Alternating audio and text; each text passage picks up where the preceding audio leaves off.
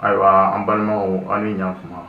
bi kibaruya min b'an bolo ka lase aw tulo ma o de ye gouverneur du district ye baara minnu boloda Bamakɔ kɔnɔ yan nɔ n'o ye ka kiosquetigiw ni tabalitigiw ani buwatigi minnu n'olu bɛ gitɔrɔnda la olu lawulili ye o don ko samedi don suguba kɔnɔ o lawulili o kɛra mankanba ye mankan min n'o tɛmɛna an ka finitigiw ani commerçants cɛ o mankan gazi filiw kɛr'o la ka se gabakurun filiw ma o ko kɔni kɛra mankan ye min kɛra tiɲɛniba ye mɔgɔw ka minɛnw tiɲɛna ayiwa mɔgɔ caman fana banana commerçants fana olu fana taara u ɲɛsin an ka assemblée nationale ma ka gabakurun bɔ ni fɛnw kɛ ani an ka monument dɔw ma nin ko kɔni kɛra tiɲɛni ye tiɲɛni min n'a barika bonyana kosɛbɛ o tiɲɛni hukumu kɔnɔ gouverneur du district n'ale tɔgɔ ko Ami Kane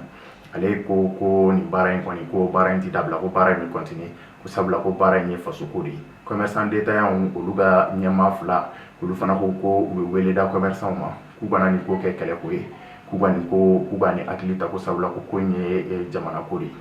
o tɛmɛnen kɔ ka bɔ yen nɔ an ka gouvernement fana y'a décréter ka état d'urgence k'o prolonger ka dɔ fara o wagati kan ka taa bila fo mars kalo la